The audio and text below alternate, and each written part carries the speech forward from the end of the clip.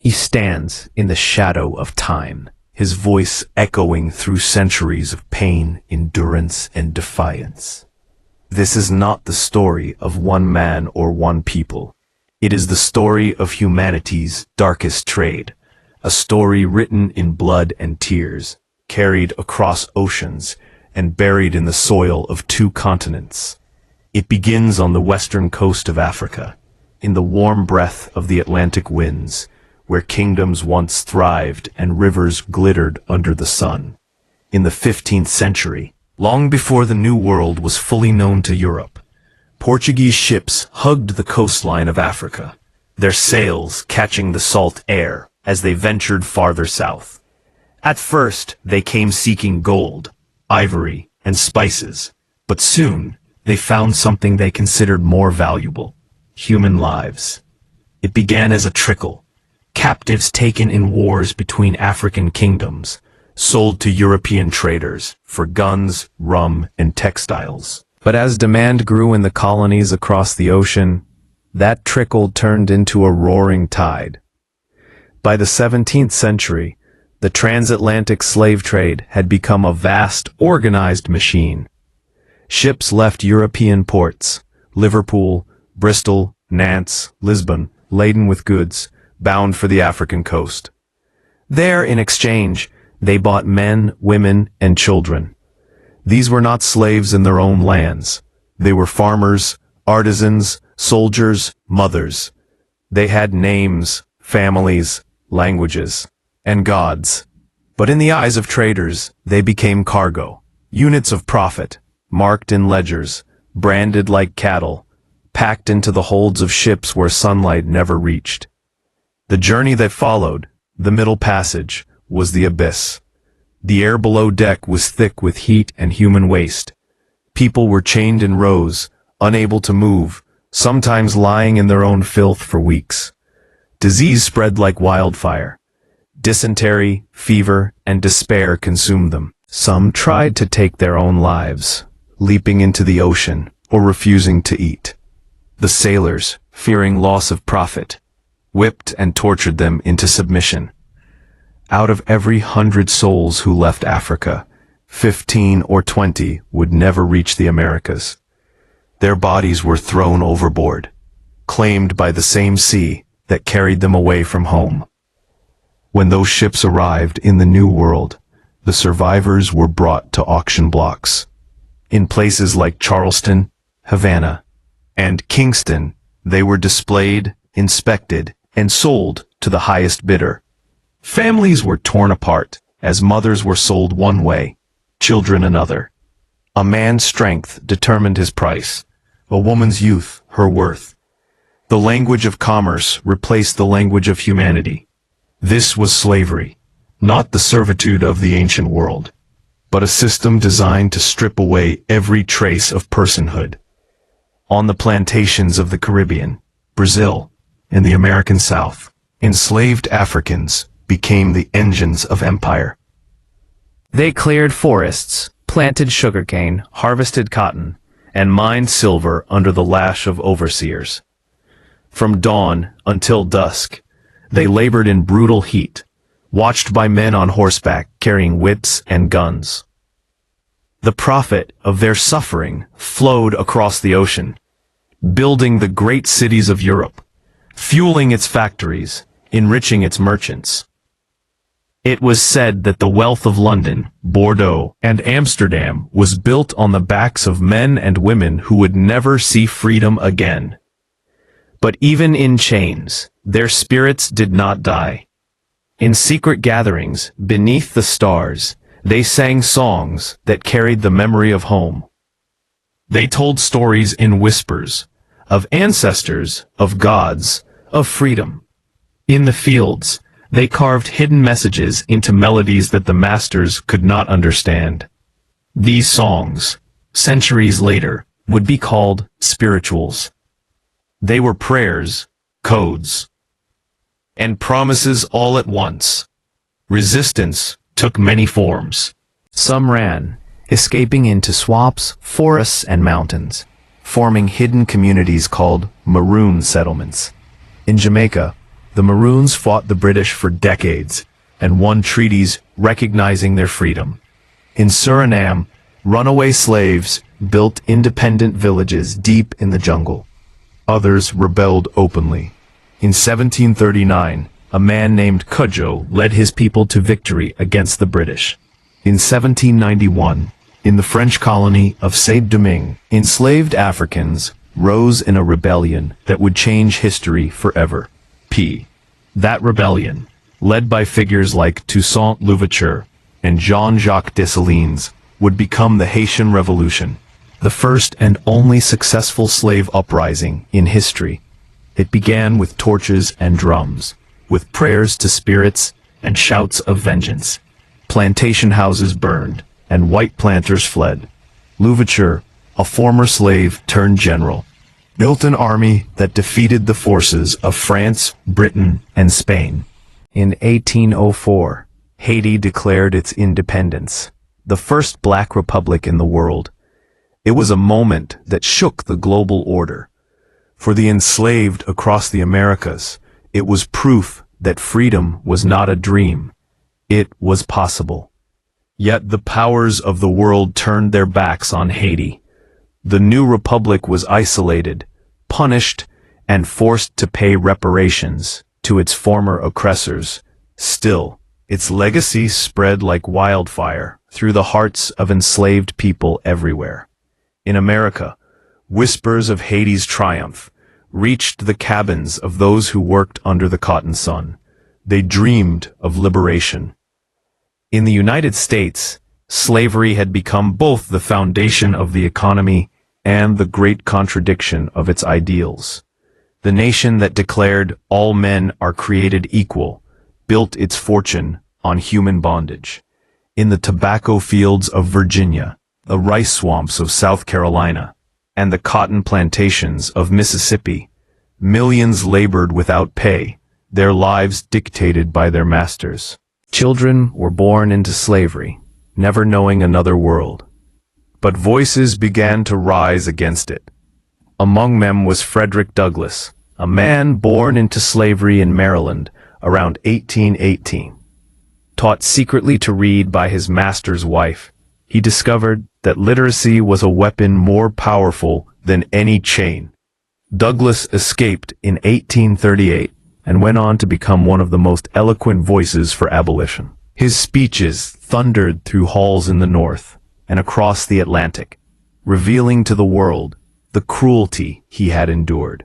"You have seen how a man was made a slave," he once said. "You shall see how a slave was made a man." Alongside him stood Harriet Tubman, born Araminta Ross in the early 1820s. After escaping slavery herself, she returned again and again to the South, risking her life to lead others to freedom through a secret network known as the Underground Railroad. She guided more than 70 people to safety, never losing a single passenger.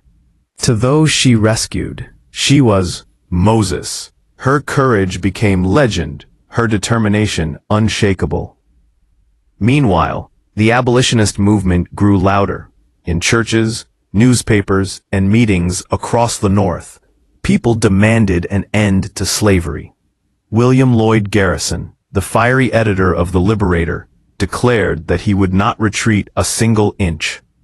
In Britain, activists like William Wilberforce and Thomas Clarkson had already forced the abolition of the slave trade in 1807, and slavery itself in 1833. But in America, the struggle would be bloodier.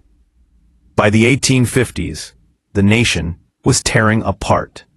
The expansion of slavery into new territories sparked fierce debate, and the voices of abolition met the defiance of Southern planters who called slavery their way of life. When Abraham Lincoln was elected president in 1860, Southern states seceded, forming the Confederate States of America.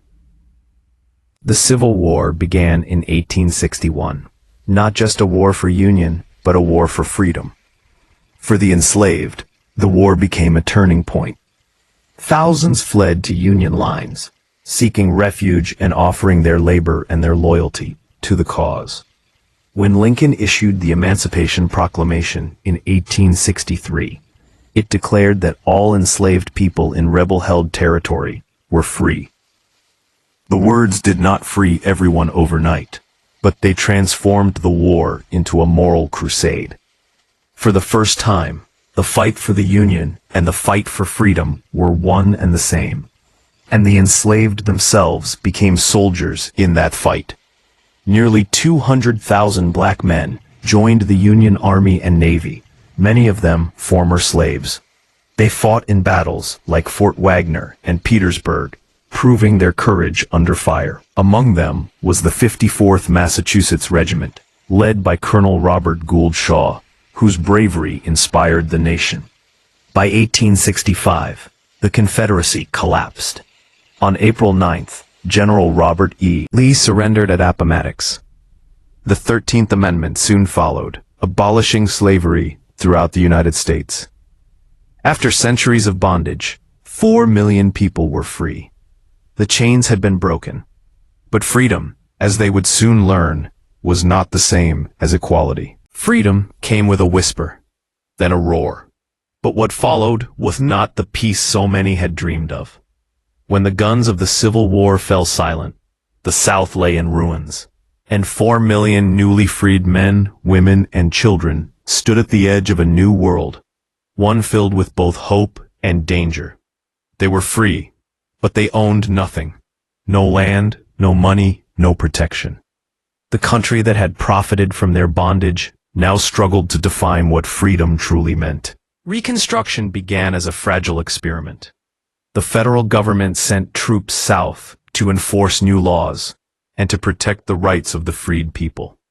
For a brief moment, it seemed possible that a new America might emerge. An America where justice and equality were more than words on paper. Schools were built, churches flourished, and for the first time, black men voted and held public office. Hiram Revels and Blanche K. Bruce became U.S. senators from Mississippi, living proof of the transformation that had begun. Families once separated by sail and distance found one another again, embracing under the open sky as though defying history itself. But the old world was not ready to die. From the ashes of the Confederacy, hatred took new forms. The Ku Klux Klan rose in the night, cloaked in white, spreading terror through the countryside. Lynchings, beatings, and intimidation replaced the whip and the chain. Across the South, black codes were written to control the newly freed, laws that restricted their movement, limited their rights, and bound them once again to the will of white landowners through systems like sharecropping. They were free in name, but still shackled by poverty and fear. By 1877, federal troops withdrew from the South, marking the end of Reconstruction. What followed was a slow tightening of injustice, a century of segregation and discrimination that became known as the Jim Crow era. Separate schools, separate buses, separate lives. In courtrooms and classrooms, the idea of equality was replaced with the lie of separate but equal. The dream of freedom dimmed, but it did not vanish. Through it all, the descendants of the enslaved refused to surrender their humanity. They built communities, churches, and schools. They created music that carried both pain and hope, spirituals that evolved into blues, blues that became jazz, and jazz that gave birth to the sound of resistance itself. The rhythm of survival pulsed through every note, every word. They wrote, they preached, they fought in quiet ways, keeping the fire alive for the generations to come. Meanwhile, across the Atlantic, the echoes of abolition were spreading to every corner of the world. Britain had abolished slavery in its colonies, but other nations were slower to change. In Brazil, the last country in the Western Hemisphere to hold onto the institution, slavery persisted until 1888. There, over 4 million Africans had been enslaved, and their labor built one of the wealthiest economies in the Americas. But the winds of freedom could not be contained. Enslaved people fled plantations, formed communities called colombos, and joined forces with abolitionists, priests, and intellectuals who demanded change. When Princess Isabel finally signed the Golden Law, ending slavery, the bells of Rio de Janeiro rang for hours. Across the country, people danced in the streets, celebrating the dawn of liberty that had been centuries in the making. Yet even as legal slavery ended, the exploitation of human labor did not. On the plantations of the Caribbean and in the mines of Africa, new forms of bondage emerged: indentured servitude, forced labor, colonial domination. European empires carved up Africa at the Berlin Conference of 1884 to 85, claiming its land and resources as their own.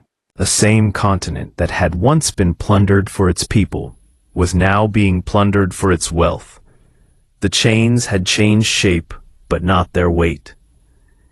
In America, a new generation of leaders rose to challenge the continuing injustice. Among them was Booker T. Washington, who preached self-reliance and education as the path to dignity.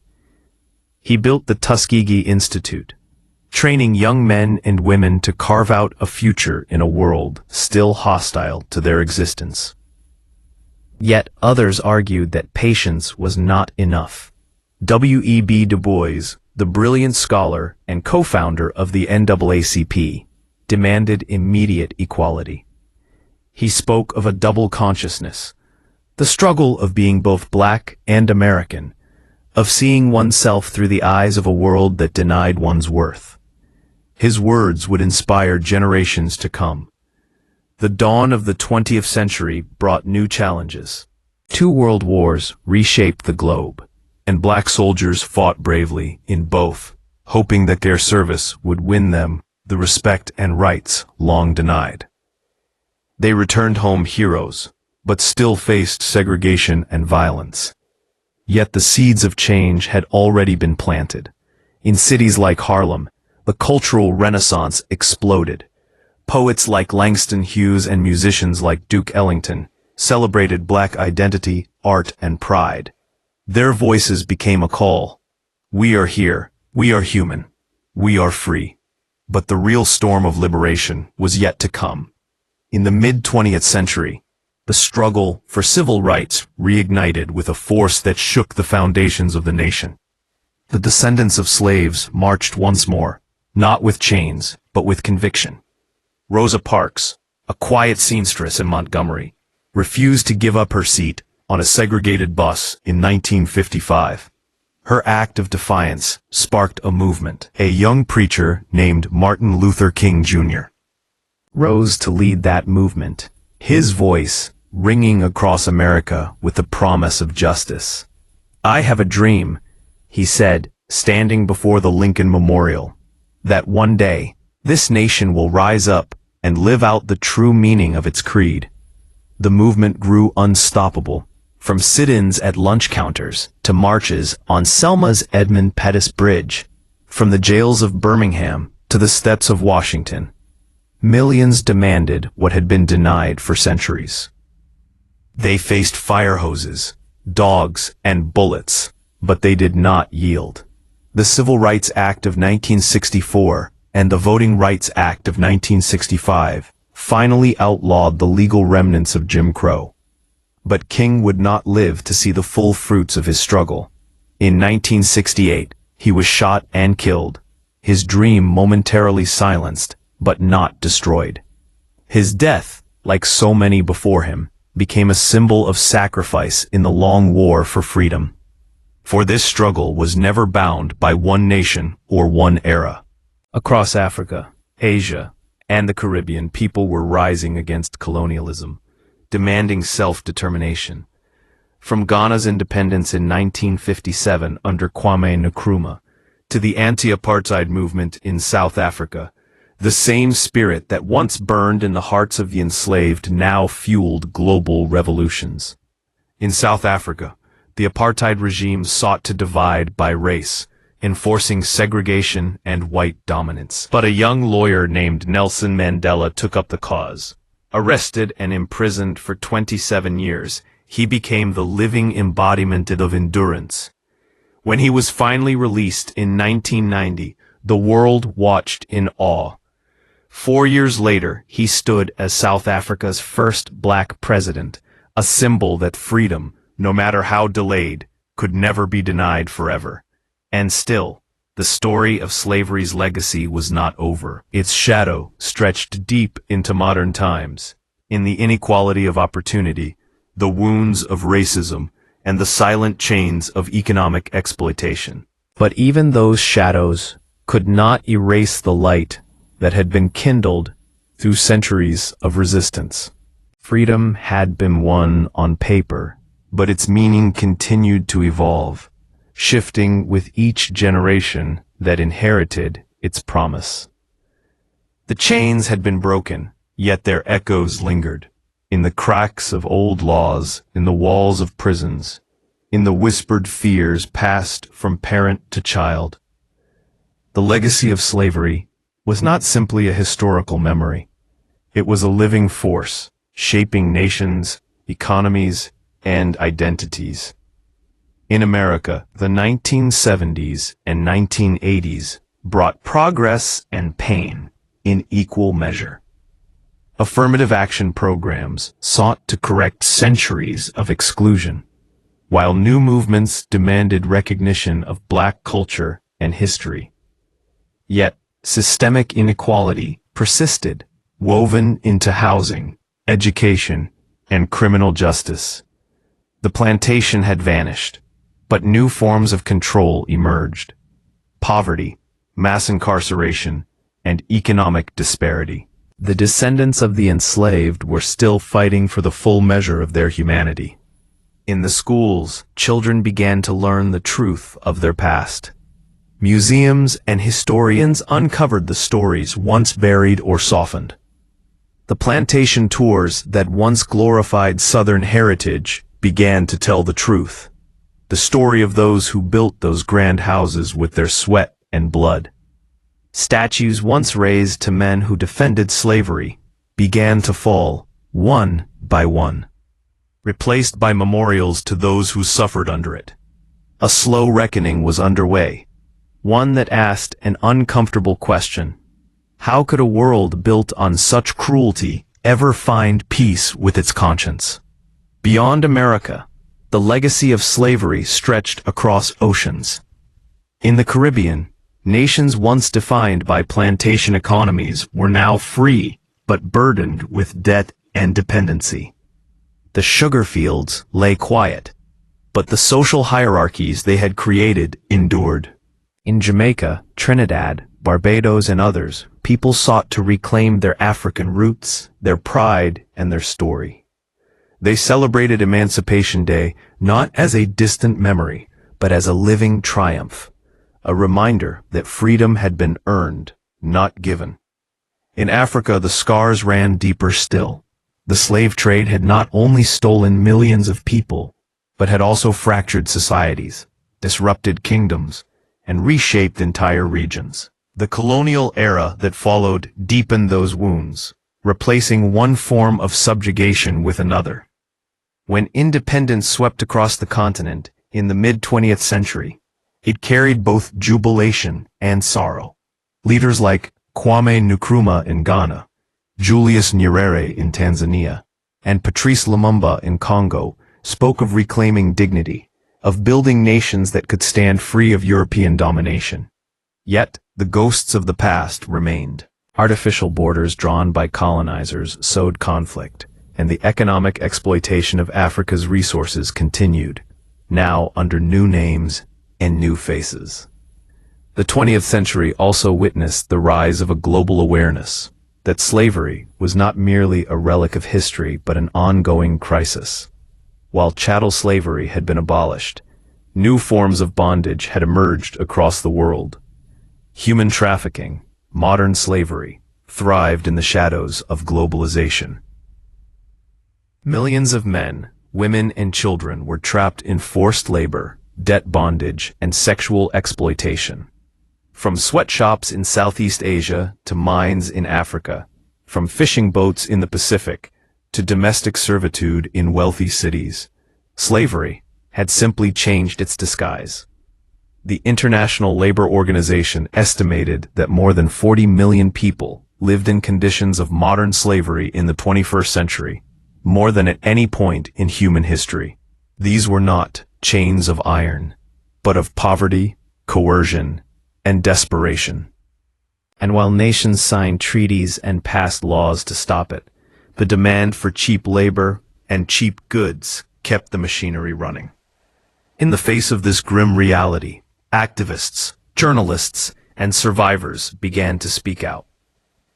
Organizations like Anti-Slavery International, Free the Slaves, and Walk Free brought global attention to the issue. Former captives told their stories, women sold into domestic work in the Middle East, children forced into militias in war-torn regions, men trapped on fishing vessels with no hope of escape. Their testimonies shattered the illusion that slavery had ended. Instead, it had adapted to the modern world's blind spots. Meanwhile, nations continued to wrestle with the memory of their past. In the United States, debates raged over reparations, whether the descendants of the enslaved should be compensated for the generational harm inflicted on their ancestors. Some argued that money could never repair such a wound. Others said acknowledgement and education were the first steps toward healing. In Europe, former colonial powers faced similar reckonings. Britain, France, Portugal, Spain, and the Netherlands all had grown rich from slavery and colonization, and all struggled to confront that history honestly. In 2007, on the bicentennial of the British abolition of the slave trade, the United Kingdom issued formal apologies and held commemorative events. The Prime Minister at the time, Tony Blair, expressed deep sorrow and regret for Britain's role in slavery. Yet for many descendants of the enslaved, words were not enough. They demanded recognition, not only in speeches, but in structural changes, in education, justice, and opportunity. The Caribbean nations took the lead in this demand. Under the banner of the Caribbean Community, or CARICOM, they launched a movement for reparatory justice, calling upon Europe to engage in dialogue and redress. They argued not for vengeance, but for restoration, for investment in education, healthcare, and cultural preservation to repair the damages of centuries. It was not about guilt, they said, but about responsibility. As the world entered the digital age, a new generation began to rediscover its history. Online platforms, films, and music became tools of remembrance and resistance. Movies like Roots, 12 Years a Slave, and Harriet brought the brutality and humanity of the enslaved to global audiences. Their stories, once silenced, were now center stage. The world was beginning to listen. In cities like Charleston and Liverpool, memorials rose where slave ships had once docked. Museums like the National Museum of African American History and Culture in Washington, D.C., and the International Slavery Museum in Liverpool became sanctuaries of truth. Inside their walls, names once erased were spoken aloud again. Visitors walked through exhibits of shackles and whips, ledgers and letters, faces captured in old photographs.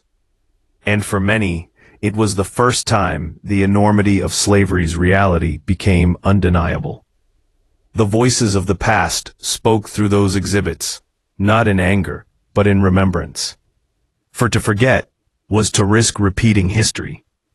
And still, amid all this reflection, the world continued to grapple with the same question. What does it mean to be free? True freedom, many came to realize, was not only the absence of chains, but the presence of justice. It was not enough to abolish slavery. One had to dismantle the systems that allowed it to exist. The descendants of enslaved Africans carried this truth in their art, their music, their faith. Hip-hop, born in the Bronx, became a new language of protest, a voice for the marginalized, echoing the old spirituals of the fields. Artists turned pain into poetry, rhythm into rebellion. The same heartbeat that once pulsed through the songs of plantation workers now moved through microphones and beats, demanding recognition, equality, and respect. Meanwhile, educators and scholars deepened the world's understanding of slavery's global reach. They uncovered records showing how the trade connected continents, how sugar from the Caribbean sweetened European tables, how cotton from the American South fed British mills, how profits from human bondage built universities, banks, and institutions that still stood tall. The uncomfortable truth emerged. The modern world itself had been shaped by slavery. The Atlantic, once the highway of human misery, became a symbol of both separation and connection. On its waves had sailed the ships that tore families apart, but across it also flowed the ideas, music, and strength of a people who refused to die. From Africa to the Americas, their descendants built cultures of survival and resistance, blending languages, beliefs, and traditions into something new. Out of pain, they created beauty. Out of bondage, they forged identity. Freedom, it seemed, was not a destination, but a journey, one that stretched across centuries and continents, carried by the will of those who refused to be forgotten. Centuries had passed since the first ships set sail from Africa's shores, but the echoes of their departure still lingered, in bloodlines, in memory, in the unhealed wounds of history. Yet through all that time, one truth endured. The human spirit could not be broken. Out of the horror of slavery had risen resilience, creativity, and a relentless hunger for dignity. The descendants of those once enslaved carried their ancestors' strength into every era that followed. They became artists, scholars, athletes, and leaders who changed the world. Their achievements were not simply victories of talent, but triumphs of survival, the fulfillment of a promise whispered long ago in the darkness of slave ships.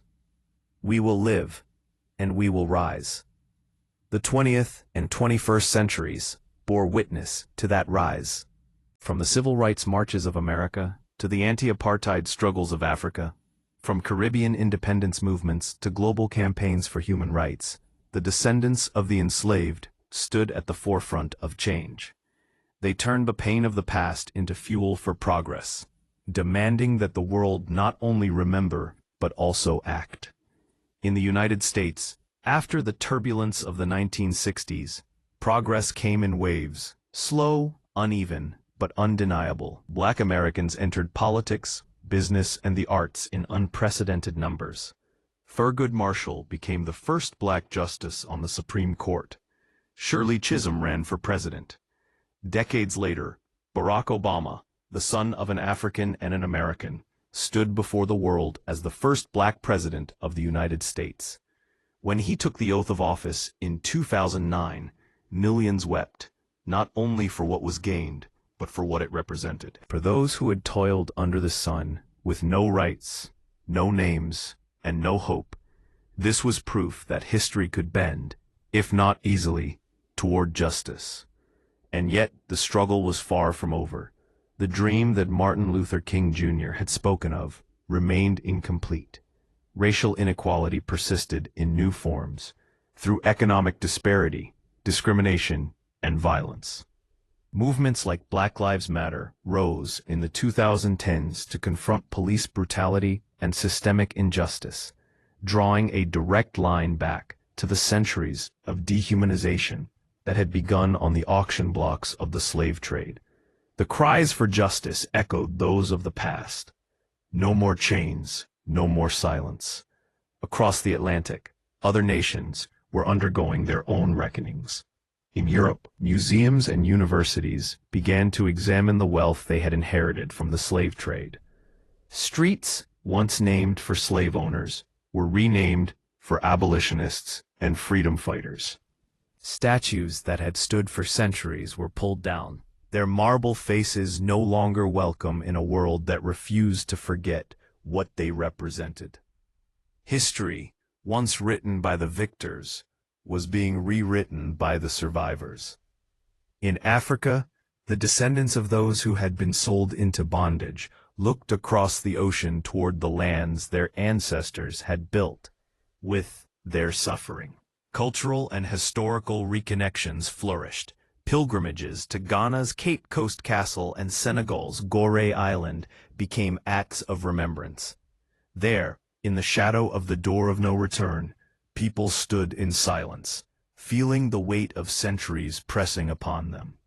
And yet, for many, that door was no longer one of despair. It had become a doorway of return, of reconnection, of healing. In the Caribbean, festivals of emancipation, music, and culture filled the air with the rhythm of freedom.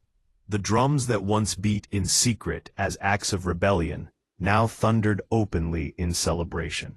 Every song, every dance, every word carried the message that the past would never again be buried. Education became one of the most powerful tools of redemption. Across the world, historians, teachers, and communities fought to ensure that the story of slavery was told fully, not as a footnote, but as a foundation. Because without acknowledging the truth of where humanity had failed, there could be no understanding of how it had survived. In classrooms and documentaries, in literature and film, the story of slavery became not just a history of black people, but a history of all people. It was and is a mirror to our collective soul. And within that mirror lies an uncomfortable truth.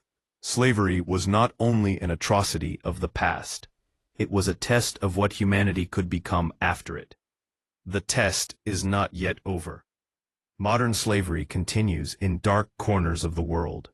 Children forced to work in mines, women trafficked across borders, men trapped by debts they can never repay. These are not distant tragedies. They are reminders that freedom must be guarded, renewed, and re-won by every generation. The fight for freedom, then, is not a chapter of history. It is the story itself. It is the thread that runs through time, connecting the enslaved who sang spirituals beneath the whip to the activists who march today with banners of justice. It is found in every act of courage, every refusal to submit, every insistence on the dignity of the human soul. And so, when we speak of slavery, we must not speak only of chains, but of those who broke them. We must speak of Harriet Tubman, who led her people to freedom through the forests and swamps of the South, her pistol and her faith her only weapons. Of Frederick Douglass, who turned the power of words into a sword sharper than steel. Of Sojourner Truth, who stood before crowds and declared, "Ain't I a woman?" forcing a nation to confront its own hypocrisy. Of Toussaint Louverture, who rose from bondage to command armies and found a nation in the ashes of empire. Of William Wilberforce, who fought tirelessly in the British Parliament until the trade that had enriched his country was abolished. Of Abraham Lincoln, who bore the weight of a divided nation and signed his name to freedom's decree. Of Nelson Mandela, who endured the long night of imprisonment and emerged with forgiveness instead of vengeance. These were not saints. They were human, frail, flawed, but they were proof that even in the darkest corners of history, light can be born. The story of slavery and the fight for freedom is, at its heart, the story of humanity's struggle to recognize itself. It is a reminder of what we are capable of, both the monstrous and the magnificent. It shows that cruelty can become culture, but also that compassion can become revolution. It warns us that the past is never truly past, and that forgetting it is the first step toward repeating it. But it also offers hope. For every empire that rose on the backs of the enslaved has fallen. Every law that once denied personhood has been broken. Every lie that declared some men less than others has been exposed. What remains, what endures, is the truth of the human heart, its capacity for endurance, for faith, for love. Today, when we see the faces of the free, when we hear their voices raised in song, when we watch their children dream without fear, we are witnessing the triumph of centuries. From the hold of a slave ship to the steps of the White House, from the sugar fields of Jamaica to the music halls of New Orleans, from the plantations of Mississippi to the freedom squares of Accra, the journey of the enslaved has become the journey of all humankind. Their blood runs through our nations, their strength through our cultures, their courage through our conscience. They have given the world more than it can ever repay. Not only labor and suffering, but art, language, rhythm, and soul. Out of pain they created beauty. Out of despair they carved hope. Out of bondage they made freedom mean something. And as long as the world remembers, as long as there are voices willing to tell their story, the fight for freedom will never end. For freedom is not a gift, it is a duty. It must be defended, nurtured, and passed on, like a torch carried through the ages. So when we look back at the long arc of history, the ships, the chains, the cries, the rebellions, the speeches, the songs, we are not just remembering tragedy, we are remembering victory. We are remembering the moment humanity looked into its own darkness and chose, however slowly, to step into the light. And in that light, the story continues. It lives in the laughter of children who know nothing of the whip. It lives in the artists and thinkers who rise from the roots of those once enslaved. It lives in every act of justice, every demand for equality, every heart that refuses to bow. The history of slavery is not a tale of defeat. It is the chronicle of survival. The fight for freedom is not a past event. It is the pulse of life itself. Together, they form the most powerful testament to what it means to be human. The will to endure, the courage to resist, and the unbreakable faith that someday, somehow, we will all be free.